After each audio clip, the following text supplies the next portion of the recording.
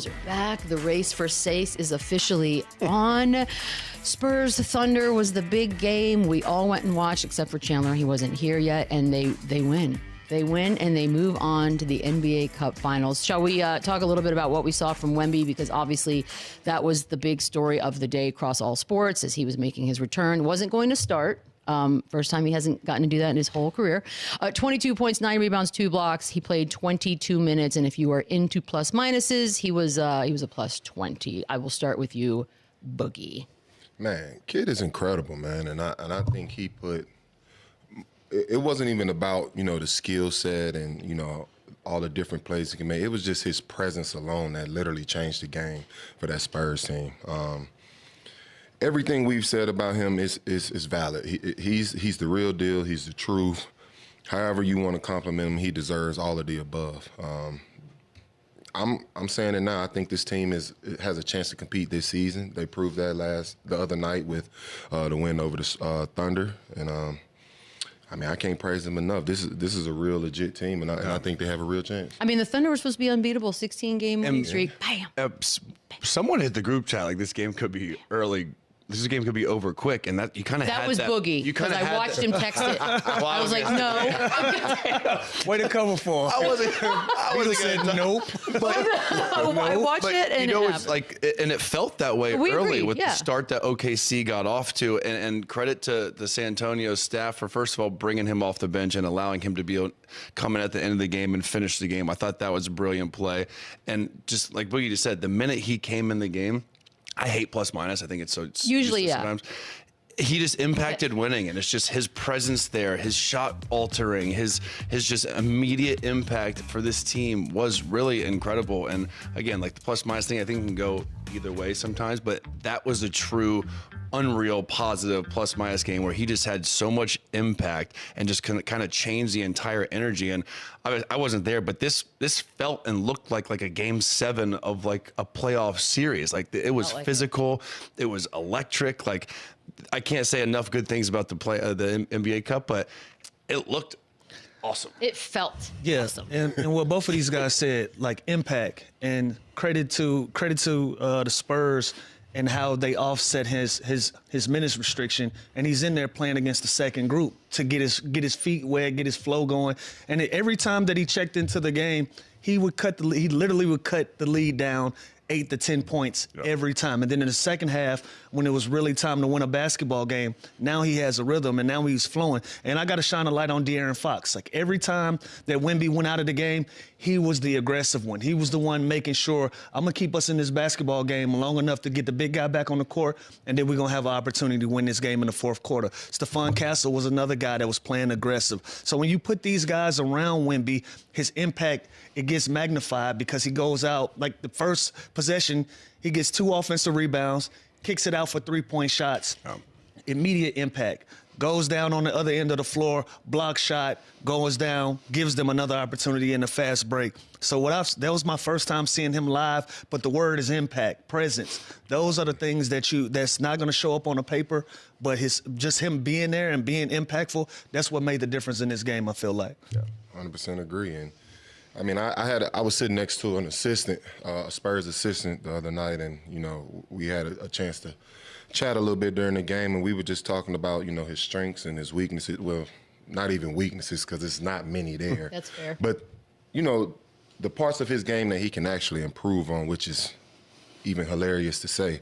But it was parts of the game where I thought, he made it a little difficult on himself to make the right plays as far as he would make an extra move, maybe throw in an extra dribble when it wasn't really necessary. And I was speaking with the assistant. I'm like, when he gets to the point where he can just turn around and just shoot over the defender without, all the extra work, all the extra moves, that's when it's really going to become scary for this Spurs team and him as an individual talent. And you see his presence, you see the abilities, and it's scary to think about because this guy hasn't even really found his complete game yet. So it's the small, and the other thing I did not like is how much he hit the floor. Like, the floor is undefeated. Talk about the floor is undefeated. So, and that was for me, like being able to see it from the angle that I did, I just didn't like seeing it. Like, and I think that's something that really has to be push within the organization. Try your best to stay off the floor because, like I said, the floor is undefeated. And the way his kind of rotations were, it felt like he was almost on a minute restriction just because he had never done that. It was probably a different warm-up. It was a different, pregame routine. So that was new for Wemby, too. So I think early and on... he was also doing some fun little stuff over here that I kept watching. Like 100%. Have you seen the clip of him stepping over the railing in one step? Like nothing. It was in stride. So I think naturally he did force a little bit offensively early, just trying to get going, knowing that he had, his minutes were going to come in different parts of the game. So I think, and I think OKC did a good job. They put smaller guys on. They put Jalen Williams and Caruso and kind of try to be physical with him and then double and let him get the ball and not allow him to get the ball in certain spots and just shoot over. So I think teams are going to learn from that. I think New York's probably going to do the same thing, right? I don't think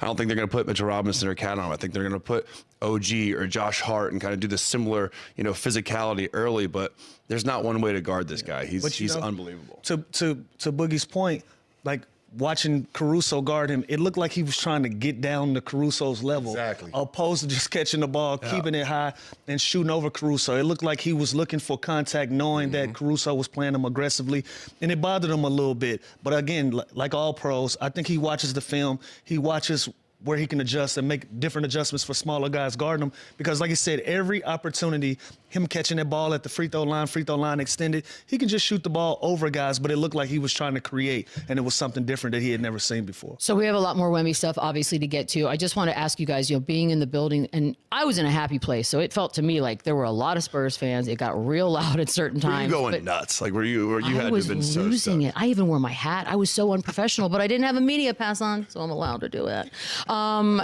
But the question is, because the league has sort of discussed maybe moving this cup, at least the championship game, around a little bit. Boogie, I'm going to start with you again on this one.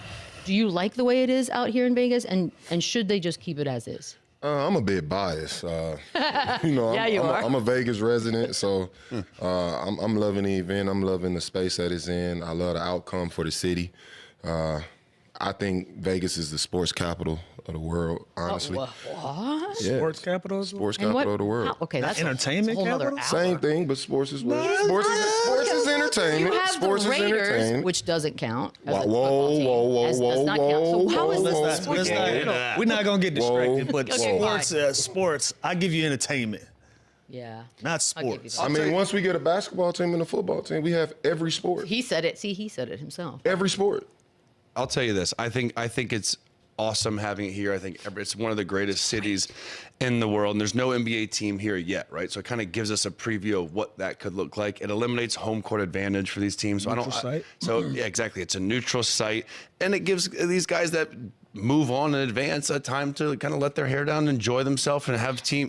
So I love the idea of having it here, and I don't think there's a reason to bring like a home court advantage or switch the city up. Like imagine if you get to the Final Four next year and it's in another city that's not Vegas. Like that's just kind of a bummer. This is something I know if I was playing, I would look forward to coming to Vegas in the middle of the season. If it was moving around every year to Cleveland, Charlotte, Orlando, well, how about if they I wouldn't be as stoked. Vegas makes it feel different. I think you keep it in Vegas because, again, it's a neutral site.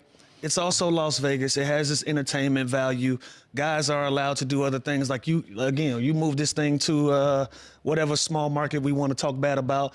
What if you alternated between the three cities that all the guys seem to collectively like at the same time? Well, then like a Miami and LA or here. Sure, but then you have that aspect of the home team being able to buy up the tickets and creating that advantage for something that shouldn't necessarily have that type of impact. You shouldn't be able to. It should always be neutral. It should always be neutral. But okay, so when you talk it. about always being neutral, that limits the places that you can go. Now you're looking at markets outside of NBA cities, and that can get tricky. I think Vegas is the spot. I think it has the entertainment value, like Boogie just mentioned. And again, these guys you're gonna be able to party. You got some time in between. It's easily to be motivated to go somewhere that you don't usually go during the NBA season. These guys have been here for 4 nights know. now. Like that's awesome. That's different. That's It's awesome. I think that's a real treat during the season to be able to have a goal and to come here. Like right. I don't even play anymore. I'm 37 years old, and I get excited to come to Vegas. Yeah, we know, Chandler. The whole town knows. Everybody knows. I think the most important part that we kind of leaving out too is this is a place, you know, fans and tourists actually want to come to. This is a tourist city. Right. So as far as, you know, having fan support, having the best crowds, having the you know, the best all-around event, I think that's also a plus with it being in Vegas. You know, what fan wouldn't want to come to Vegas, watch good basketball, have all the entertainment in the world, best dining in the world? It's a lot of pluses that come with Vegas. So, not to mention, there not being a team here, there's kids that are so stoked to get to go see like Wemby play and Jalen Brunson, see them in person, guys that they've never seen like in real life before. It's cool to give those kids an opportunity to see them. So what we're saying is, if it ain't fixed, don't broke it. Don't move. We like it the way it is. There are some good quotes that came out of this thing. We'll go back to Wemby right now because he is the origin of these quotes. First, some people are built for this moment and some aren't. We are built for this. Now, I'm going to ask you, number one, Chandler, are we good with it? But number two, a lot of people are reading into what seems to be a just great growing rivalry between he and Chet Holmgren. I will say he's saying some spicy stuff, and I hate to have to read between the lines and try and guess what he's thinking or feeling because he's put never an address on it. If exactly. it's spicy, put an address. I hate these old reports like he hates Chet, he doesn't hate Chet, he's got a real beef with him. Like until he says it, I refuse to believe there's like an actual rivalry or a beef there. But it does kind of feel like there's a little something there, and they're both such great teams, and they're both set up so well for the future, and they're young, and so these guys are going to be going at it for a long time to come. And I think we learned the other night that the Spurs are here. The Spurs will not back down from this team, and they can compete with this team. Now it's one game. The Thunder are the defending champs. They're 24-2, so I don't think we need to blow this out of proportion, but I do love that Wemby is confident and he is feeling himself and he thinks his team has a chance to win every single night, and that when he's on the floor, he is the best player in the world. So you can't knock it. It feels like there's a little something extra here. All right, but I'll say it though. What moment we talking about? Because Chet has a ring already. So if we're talking about the NBA Cup, I don't know if that qualifies for the moment. What I do, look, I'm in my boogie bag today. But what I do enjoy the fact that Wemby is starting to be a part of the show. Mm-hmm. He has things to say now. He's feeling himself, and he should. Yeah. He deserves the right to have something to say. So for somebody that's a young superstar, that's a budgeting superstar in our league, and we're trying to understand his personality, we're trying to get to know him more.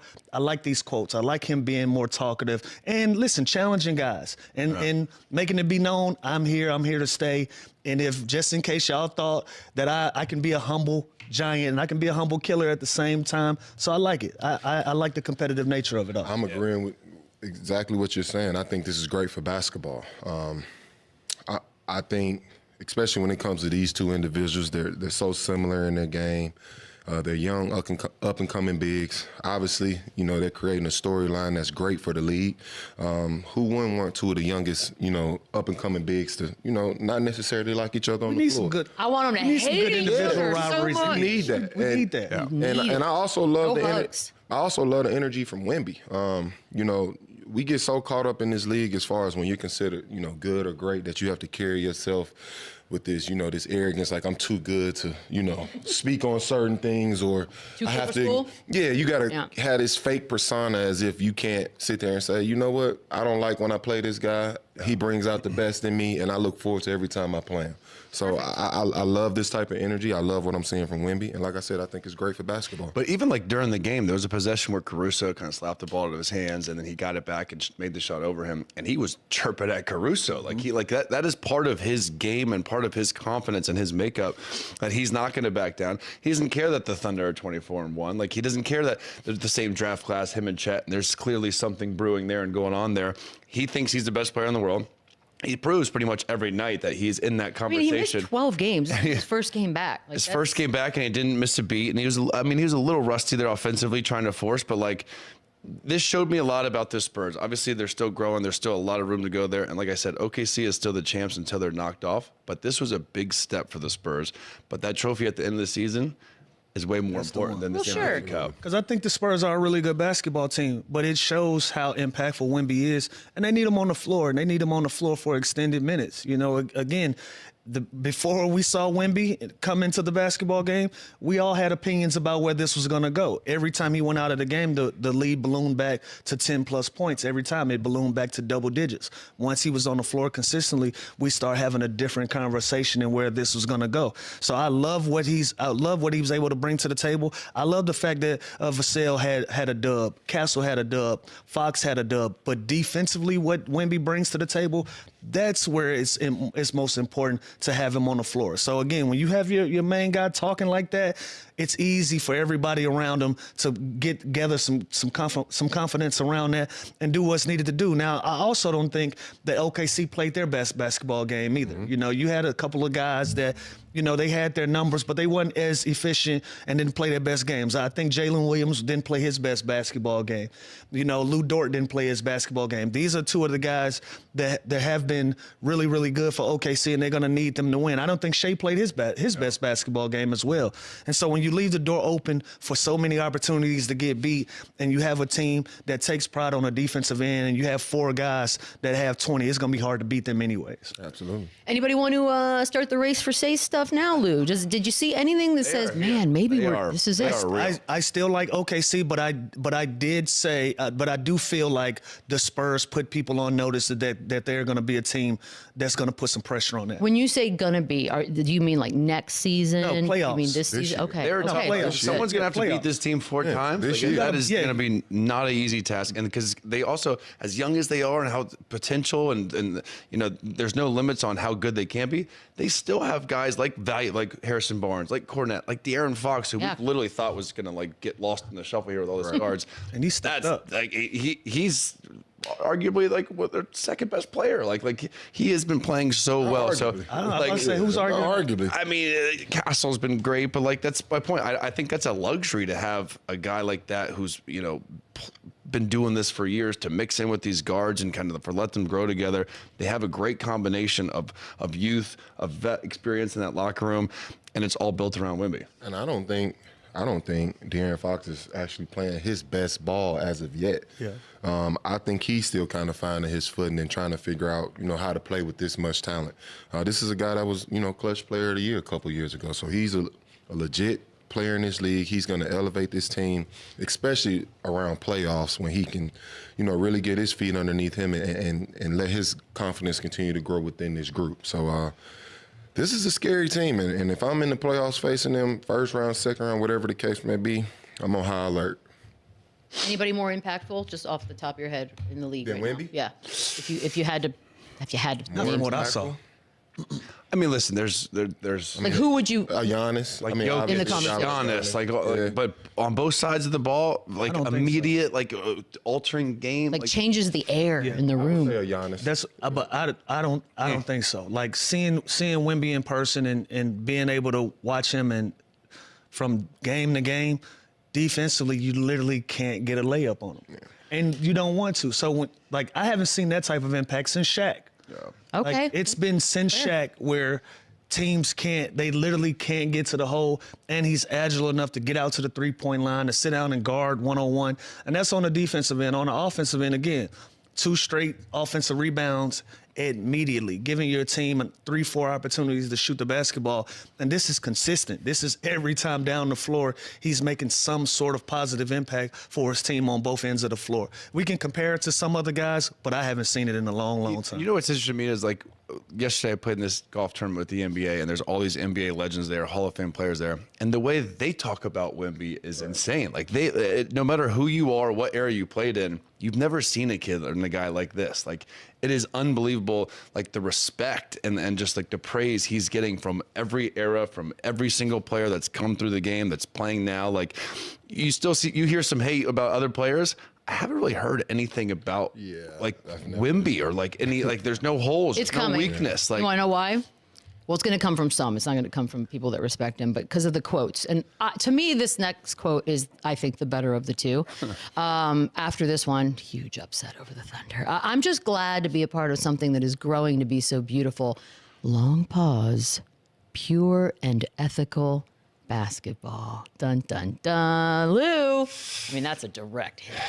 What is it? Is it like yes, is because, it like what? because when people speak of the Thunder, we know that that whole narrative with SGA, blah blah blah. Everybody does. But the word This is a ethical reach. is no, it isn't. Just based on the narrative. We're gonna put an address on reach, it. man. If he didn't put an address on it, we're not gonna try to say this and that. And let me remind you again, he's still barking up. He's barking. Oh, I love that, though. Yeah, he's barking Yeah. up to the guys that have the rings. So whatever you want to fashion their style of basketball to be, it's ring season over there, and they're still the favorites. So I like the fact, if this is what's going on, I like the fact that he's shaking the tree. Shake the tree as much as you can. However, put an address on it. Don't send a subliminal to Chet. Don't send a subliminal to SGA. If we love these quotes and if they're valid and they're authentically for those guys, put an address on it like anybody else. I wish the reporter would have been like, "You're talking about Shea, right?" Like, Yeah, the word ethical in this one is that a direct hit? Followed up with who are you talking about, and like, you know what I mean. So again, I like what Lou said here. I like what he's saying. He's confident. He is feeling himself right now.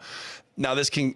I don't love the passive aggressiveness. Like I would want him just to say it. Say how you feel. So I think there's a fine line. There's a balance of obviously being professional and having that respect. Like he's got to respect the Thunder, right? He like they are at the top. Have to respect. They are the champs. No, he must. Well, you don't have to.